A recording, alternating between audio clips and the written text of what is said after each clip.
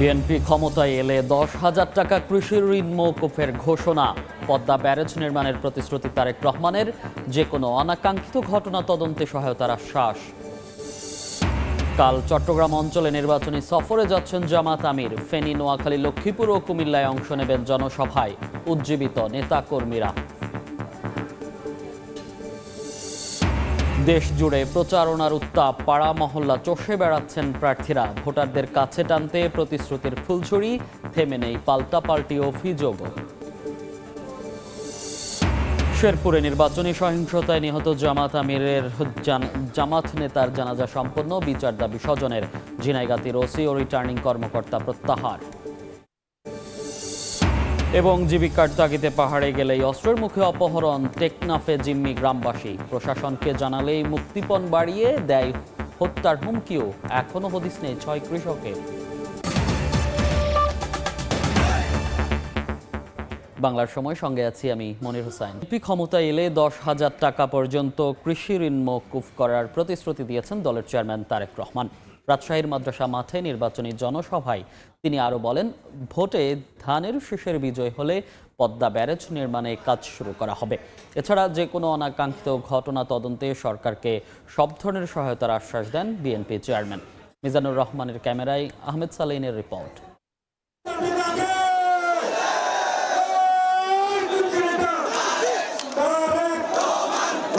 পদ্মা পাড়ে লাখো মানুষের জনস্রোত। নদীর ঢেউ যেন আছড়ে পড়েছে রাজশাহীর ঐতিহাসিক মাদ্রাসা মাঠে। ব্যানার, প্লাকার্ড, জাতীয় ও দলীয় পতাকার সঙ্গে সবার হাতে হাতে নির্বাচনী প্রতীক ধানের শীষ।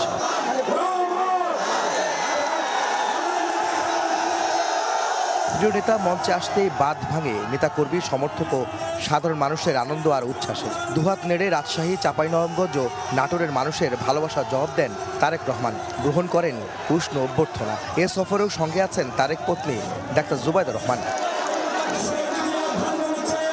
বিএনপি চেয়ারম্যান তার বক্তব্যে আবারও মানুষের অধিকার, কর্মসংস্থান সৃষ্টি, কৃষি, স্বাস্থ্যসহ নারীদের স্বাবলম্বী করে গড়ে তোলার পাশাপাশি তরুণদের জন্য আইটি সেক্টর ও কারিগরি শিক্ষায় দক্ষ করে গড়ে তুলতে তার পরিকল্পনার কথা জানান। এই যে বরেন্দ্র প্রকল্প, যেটা বিগত 16 বছর আমরা দেখেছি যে এটাতে কোনো কাজ নেই।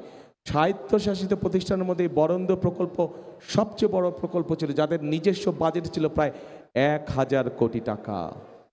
কিন্তু সেই বরেন্দ্র প্রকল্পকে ধামাচাপা রেখে দেওয়া হয়েছে। প্রিয় ভাই বোনেরা, আমরা এই বরেন্দ্র প্রকল্পকে চালু করতে চাই সঠিকভাবে। আবার যারা আইটিতে, আমাদের অনেক তরুণ আছে, অনেক যুবক আছে যারা এই কাজে পারদর্শী, কিন্তু তাদের কর্মসংস্থানের উপায় নাই। আমরা সেই উপায়টি তৈরি করতে চাই। আইটি পার্কের মধ্যে সেই উপায়টিকে তৈরি করতে চাই। পদ্মাপাড়ের মানুষের জীবনমান উন্নয়নে খাল খননের পাশাপাশি পদ্মা ব্যারেজ তৈরির প্রতিশ্রুতি দেন তারেক রহমান। বিএনপি ক্ষমতায় গেলে 10,000 টাকা পর্যন্ত কৃষি ঋণ মওকুফের প্রতিশ্রুতি দেন তিনি। আমরা পদ্মা ব্যারেজ নির্মাণের কাজে হাত দিতে চাই। পদ্মা ব্যারেজ যদি ইনশাল্লাহ আমরা তৈরি করতে পারি, এলাকার মানুষের, পুরাই এলাকার মানুষের উপকার হবে। রাজশাহী সহ নাটোর, চাঁপাইনবাবগঞ্জ সবাই ইনশাল্লাহ আমরা পদ্মা ব্যারাজের কাজে হাত দিব। আমরা আরেকটি সিদ্ধান্ত নিয়েছি, ইনশাল্লাহ আগামী 12 তারিখে ধানের শীষ বিজয়ী হয়ে সরকার গঠন করলে আমরা 10,000 টাকা পর্যন্ত কৃষি ঋণ সুদ সহ মওকুফ করব ইনশাল্লাহ। কারো সমালোচনা করতে চান না জানিয়ে তারেক রহমান বলেন, দেশে শান্তি চায় বিএনপি। কোথাও কোনো অনাকাঙ্ক্ষিত ঘটনা ঘটলে তদন্তে সব ধরনের সহযোগিতার আশ্বাস দেন তিনি। অতীতের মতো আগামী নির্বাচন বাধাগ্রস্ত করতে একটি মহল ষড়যন্ত্র করছে বলেও মন্তব্য করেন তারেক রহমান। আমি কারো সমালোচনায় যেতে চাই না, কিন্তু কোথাও যদি কোনো অনাকাঙ্ক্ষিত কোনো ঘটনা ঘটে থাকে, অন্তর্বর্তীকালীন সরকার আছে, তাদেরকে বলবো সঠিক সুষ্ঠু তদন্ত করুন। সঠিক সুষ্ঠু তদন্ত করুন। সেই তদন্তে যদি বিএনপির কোনো ভূমিকা থাকে, সঠিক তদন্ত করার জন্য আমরা সহযোগিতা করব, সাহায্য করব। কিন্তু অবশ্যই ঘটনার সঠিক তদন্ত হতে হবে। তারা চলে গেছে যারা ভোটের অধিকার কেড়ে নিয়েছিল, কিন্তু আরেকটি মহল ষড়যন্ত্র শুরু করছে, ভেতরে ভেতরে ষড়যন্ত্র করছে কিভাবে এই নির্বাচনকে ক্ষতিগ্রস্ত করা যায়, কিভাবে বাধাগ্রস্ত করা যায়। দেশের এই প্রান্ত থেকে অন্য প্রান্ত নির্বাচনী জনসভায় যোগ দিচ্ছেন বিএনপি চেয়ারম্যান তারেক রহমান। ধানের শীষের পক্ষেও ভোট চাইছেন তিনি। নানা প্রতিশ্রুতির পাশাপাশি তিনি বলছেন, আগামী নির্বাচন নিয়ে ষড়যন্ত্র চলছে, তাই চক্রান্ত মোকাবেলায় সবাইকে ঐক্যবদ্ধ হয়ে গণতন্ত্র ফেরাতে আগামী 12ই ফেব্রুয়ারি জনগণকে বিএনপির পক্ষে বিজয় এনে দেওয়ার আহ্বান জানান। জনসভার আগে আকাশপথে রাজশাহী পৌঁছে বিএনপি চেয়ারম্যান তারেক রহমান হযরত শাহ মখদুম রহমতুল্লাহ আলাইহির মাজার জিয়ারত করেন। আলহামদুলিল্লাহ রাব্বিল আলামিন। আহমেদ সালেহিন, সময় সংবাদ। কাল চট্টগ্রাম অঞ্চলে নির্বাচনী প্রচারণা শুরু করবেন জামাতে ইসলামের আমির ডাক্তার শফিকুর রহমান। এদিন ফেনী, নোয়াখালী, লক্ষ্মীপুর ও কুমিল্লায় জনসভায় ভাষণ দেবেন তিনি। তার সফর ঘিরে জেলাগুলোতে এখন সাজ রব উজ্জীবিত নেতাকর্মীরা। এরই মধ্যে চলছে মঞ্চ তৈরি সহ সব আয়োজনের শেষ মুহূর্তের কাজ। উত্তরাঞ্চল ও দক্ষিণ পশ্চিমাঞ্চলের পর এবার জামায়াত আমির ডাক্তার শফিকুর রহমানের নির্বাচনী ট্রেন চট্টগ্রাম অঞ্চলে। আগামীকাল ফেনী দিয়ে শুরু হচ্ছে তার এ যাত্রা। জামায়াত আমিরের সমাবেশ ঘিরে ব্যাপক প্রস্তুতি নিয়েছে দলটির জেলা কমিটি। চলছে জনসভার জন্য মঞ্চ তৈরি সহ আনুষঙ্গিক কাজ। ফেনী সরকারি পাইলট উচ্চ বিদ্যালয় মাঠে নির্বাচনী জনসভায় প্রধান অতিথি হিসেবে বক্তব্য রাখবেন তিনি। এই জনসভার ইতিমধ্যে প্রস্তুতি কাজ সম্পন্ন হচ্ছে। আপনারা দেখছেন যে পিছনে স্টেজের কাজ চলছে, প্যান্ডেলের কাজ চলতেছে।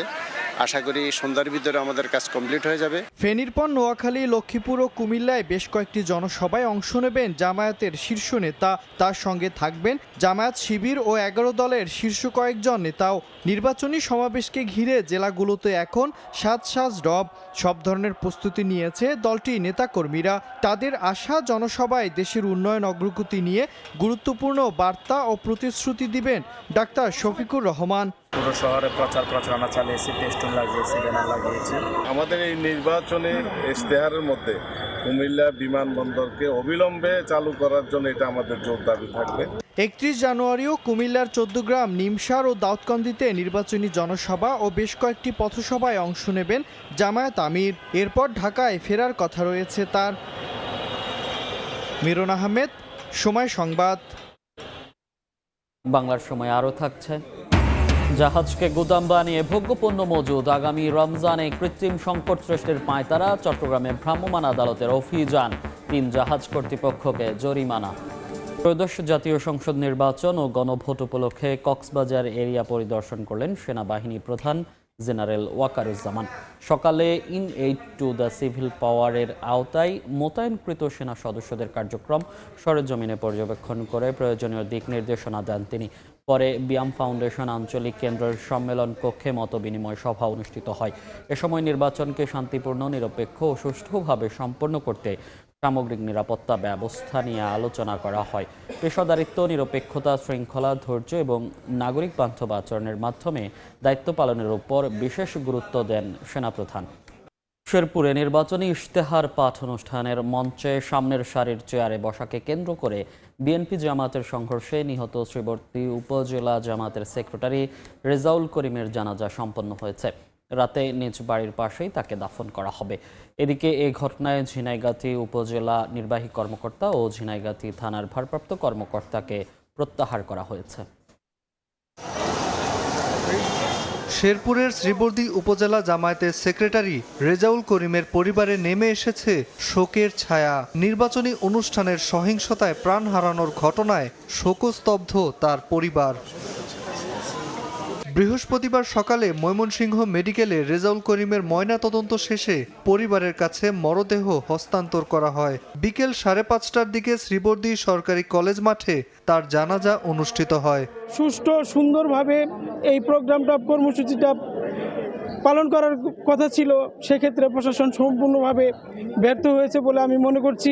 এইভাবে আর কোনো প্রাণ না ঝরে, আর কোনো কারো ভাই মৃত্যুর সম্মুখীন না হয়। সুষ্ঠুভাবে একটা তদন্ত হোক এবং প্রকৃত খুনি যারা এদের একটা উপযুক্ত শাস্তি ব্যবস্থা করা হোক। এদিকে এই ঘটনায় ঝিনাইগাতী উপজেলা নির্বাহী কর্মকর্তা আশরাফুল আলম রাসেল ও ঝিনাইগাতী থানার ভারপ্রাপ্ত কর্মকর্তা নাজমুল হাসানকে প্রত্যাহার করা হয়েছে। তবে এখনো কোনো মামলা হয়নি, আটকও হয়নি কেউ। তবে যথাযথ ব্যবস্থা নেওয়া হবে বলে জানিয়েছে পুলিশ। তথ্য সংগ্রহ করছি, তাদের ফুটেজ বিশ্লেষণ করছি, যে কোনো টাইমে মামলা রুজু হবে এবং যারা জড়িত শুধু তাদেরকেই আইনের আওতায় আনা হবে। বুধবার বিকেলে শেরপুরের ঝিনাইগাতীর মিনি স্টেডিয়ামে শেরপুর 3 আসনের নির্বাচনী ইশতেহার ঘোষণার অনুষ্ঠানে সামনের সারির চেয়ারে বসাকে কেন্দ্র করে বিএনপি ও জামায়াতের নেতাকর্মীদের মধ্যে সংঘর্ষ হয়। এতে গুরুতর আহত হয়ে চিকিৎসাধীন অবস্থায় মারা যান শ্রীবর্দী উপজেলা জামায়াতের সেক্রেটারি মাওলানা রেজাউল করিম। সময় সংবাদ, শেরপুর। দেখছেন বাংলার সময়। জাহাজকে গুদাম বানিয়ে ভোগ্যপণ্য মজুতের অভিযোগে চট্টগ্রামে 3 জাহাজ কর্তৃপক্ষকে জরিমানা করেছে ভ্রাম্যমাণ আদালত। আগামী রমজানে কৃত্রিম সংকট সৃষ্টি করতে কিছু অসাধু ব্যবসায়ী জাহাজ থেকে ভোগ্যপণ্য খালাস করছে না বলে জানায় বন্দর কর্তৃপক্ষ। অনেক বিশ্বাসের ছবিতে ফেরদৌস লিপির রিপোর্ট। কর্ণফুলী নদীতে লাইটারের জাহাজকে ভাসমান গুদাম হিসেবে ব্যবহার করে ভোগ্যপণ্য মজুদের গোপন সংবাদে বৃহস্পতিবার সকালে অভিযানে নামে চট্টগ্রাম বন্দর কর্তৃপক্ষ।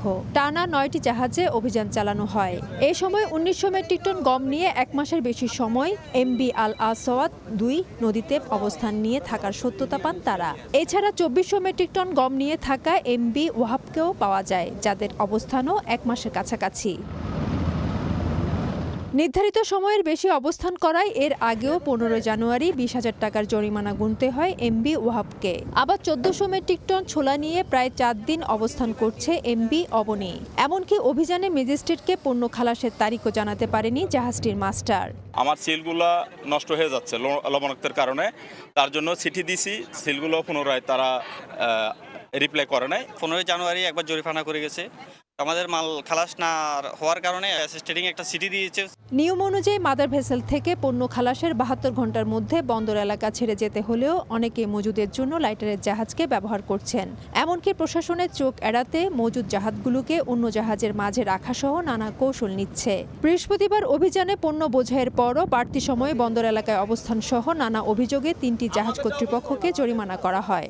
কয়েকটা জাহাজ আমরা পেয়েছি যারা প্রায় 1 মাস ধরে এখানে অবস্থান করছে এবং তাদেরকে আমরা জিজ্ঞেস করেছি ওনারা কবে পণ্য খালাস করবেন। সেই বিষয়ে ওনাদের কোনো নির্দেশনা নেই, ওনারা এক্স্যাক্টলি বলতে পারেন না কখন ওনারা পণ্য খালাস করবেন। আমরা ওনাদের বিরুদ্ধে অ্যাগ্রাভেটেড অফেন্স হিসেবে আমরা আইনানুগ ব্যবস্থা গ্রহণ করব এবং এই ধরনের যাদেরকে পাওয়া যাবে তাদেরকে কঠোর আইনের আয়তায় নিয়ে আসা হবে। আগামী রমজান মাস পর্যন্ত এই অভিযান চলবে বলে জানায় বন্দর কর্তৃপক্ষ। ফেরদৌস লিপি, সময় সংবাদ, চট্টগ্রাম। দেখছেন বাংলার সময়। অপহরণ চক্রের কাছে জিম্মি কক্সবাজারের টেকনাফের 3 ইউনিয়নের পাহাড়ি জনপদের কয়েক হাজার গ্রামবাসী জীবিকার তাগিদে পাহাড়ে গেলেই অস্ত্রের মুখে ধরে নিয়ে যাচ্ছে অপহরণকারী চক্র। আইনশৃঙ্খলা বাহিনীকে অভিযোগ করলেই মুক্তিপণ বাড়িয়ে দেয়া হয় হত্যার হুমকি। এদিকে এখনও হদিশ মিলেনি সম্প্রতি অপহৃত 6 কৃষকের। মোহাম্মদ ফরাজের ক্যামেরায় সুজাউদ্দিন রুবেলের রিপোর্ট। কক্সবাজারের টেকনাফের হোয়াইকং মিনাবাজার পাহাড়ি অঞ্চল 6 কৃষক গিয়েছিল কৃষিকাজ ও লাকড়ি সংগ্রহ করতে, কিন্তু মঙ্গলবার সকালে তাদের অস্ত্রের মুখে জিম্মি করে পাহাড়ে নিয়ে যায় একদল দুর্বৃত্ত।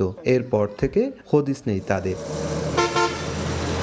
এ ঘটনায় উদ্বেগ বেড়েছে মিনাবাজার কোনাপাড়া এলাকায়। গ্রামবাসীর দাবি, একদিকে নাপ নদীতে আরকান আর্মির ভয়, অন্যদিকে পাহাড়ি অঞ্চলে অপহরণকারীদের ভয়। আতঙ্কে বন্ধ হয়ে যাচ্ছে আয়ের উৎস। প্রশাসনকে কি করে জানাবে? ও গরিব লোক, জানাইস কা নলে কি মারি ফেলবো, 8 লাখ টাকা দিতে হবে। খেত করতে পারে না, দানও দিতে পারে না, ওইখানে গেলে লয়ে যায়। টেকনাফ উপজেলার নীলা, বাহারছড়া ও হোয়াইকং ইউনিয়ন, যার পাহাড়ি অঞ্চলগুলো অনেকটাই দুর্গম। আইন শৃঙ্খলার বাহিনীরও যাওয়াটা অনেকটাই দুষ্কর। গ্রামবাসীর দাবি, অপহরণকারীদের কাছ থেকে মুক্তি পেতে দ্রুত যেন পাহাড়ি অঞ্চলে আইন শৃঙ্খলা বাহিনীর স্থায়ী ক্যাম্প স্থাপন করা হয়। বিজিবি ক্যাম্প আরকান কিয়ার যদি ভিতরে থাকে দেওয়া হয় তাহলে ইনশাল্লাহ শান্ত। শুধু একমাত্র প্রশাসন ছাড়া এখানে দমানো সম্ভব হবে না, এখানে ক্যাম্প হতে হবে। পুলিশ বলছে, অপহরণকারীদের ধরতে এবং অপহৃতদের উদ্ধারে সমন্বয় করে কাজ করছে আইন শৃঙ্খলা বাহিনী। পুলিশ সমন্বিত হয়ে এই খবরের ভিত্তিতে আমরা কিন্তু অপহরণকারীদের ধরতে এবং যারা অপহৃত হয়েছে তাদেরকে উদ্ধারের আমরা চেষ্টা করছি। স্থানীয়রা জানায়, বছর 2 আগে একই এলাকা থেকে অপহরণ করা হয়েছিল 2 জনকে। পরে মুক্তিপণ না পেয়ে হত্যা করা হয়েছিল তাদের। সুজাউদ্দিন রুবেল, সময় সংবাদ, কক্সবাজার। ঝিনাইদহে জমি নিয়ে বিরোধের জেরে দুপক্ষের সংঘর্ষে অন্তত 20 জন আহত হয়েছেন। পুলিশ জানায়, শৈলকুপা উপজেলার সাধুখালী গ্রামের শহীদুল মাস্টারের সঙ্গে দীর্ঘদিন ধরে জমি নিয়ে বিরোধ চলছিল একই এলাকার নূর আলী ও বাদশার। সকালে নূর আলী এবং বাদশার লোকজন ওই জমি দখল নিতে গেলে শহীদুল মাস্টারের লোকজন বাধা দেন। এ সময় উভয় পক্ষের মধ্যে সংঘর্ষ বাধলে আহত হন অন্তত 20 জন। তাদের ঝিনাইদহ সদর হাসপাতাল এবং শৈলকুপা উপজেলা স্বাস্থ্য কমপ্লেক্সে ভর্তি করা হয়েছে। খবর পেয়ে পুলিশ পরিস্থিতি নিয়ন্ত্রণে আনে।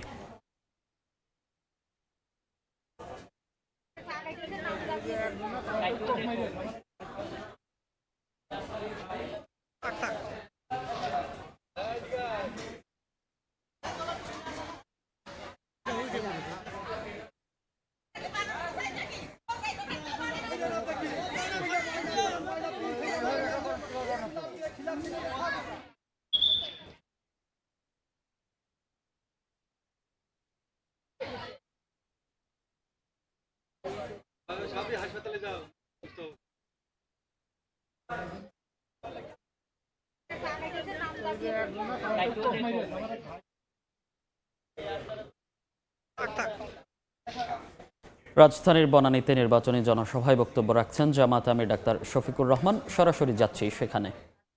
15 বৎসরের মতো সময় আমরা ফ্যাসিবাদের বিরুদ্ধে আন্দোলন সংগ্রাম লড়াই করেছি, কিন্তু ফ্যাসিবাদীদেরকে আমরা বিদায় দিতে পারি নাই। আমাদের যুবক যুবতী সন্তান সন্ততিরা তাদের একটি ন্যায্য দাবি নিয়ে তারা আন্দোলনে নেমেছিল। হাতুড়ি মুগরার লাঠি দিয়ে, বন্দুক আর গুলি দিয়ে তাদের সেই আন্দোলনকে দমানোর চেষ্টা করা হলো। জুলাইয়ের 15 তারিখ ঢাকা বিশ্ববিদ্যালয়ে আমাদের কলিজার টুকরা মেয়েদের উপর আক্রমণ চালালো গুন্ডা বাহিনী। সেদিন তারা ভুলে গিয়েছিল যে তারা মানুষ না অন্য প্রাণী।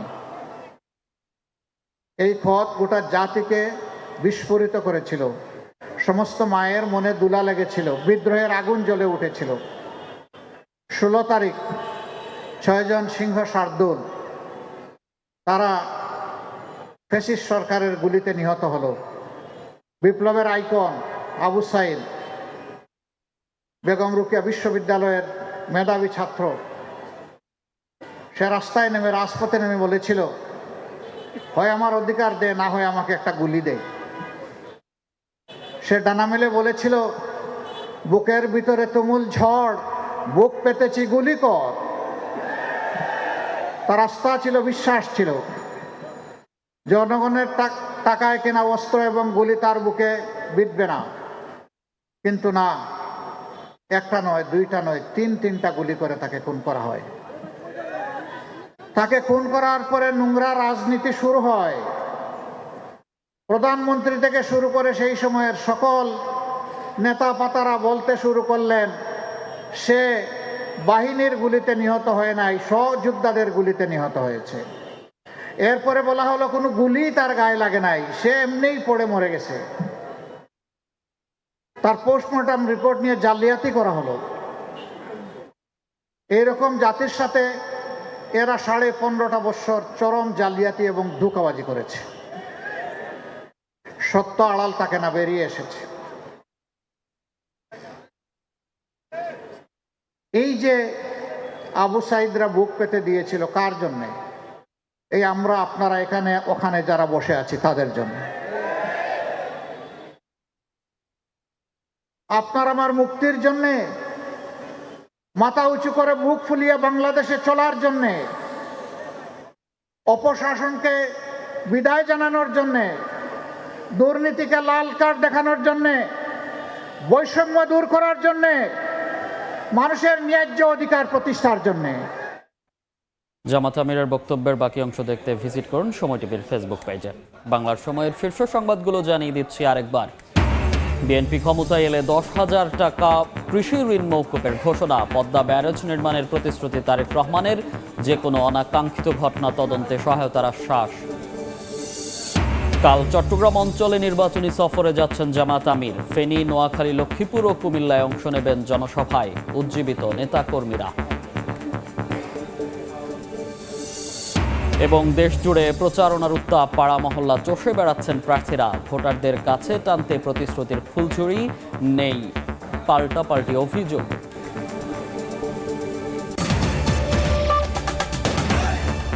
এই ছিল বাংলার সময়। এরপর সন্ধ্যার সময় নিয়ে সঙ্গে থাকবেন সহকর্মী গোলাম রাব্বি। মনির, আপনাকে ধন্যবাদ। সন্ধ্যার সময় নিয়ে ফিরছি কিছুক্ষণ পর, সঙ্গেই থাকুন সময়।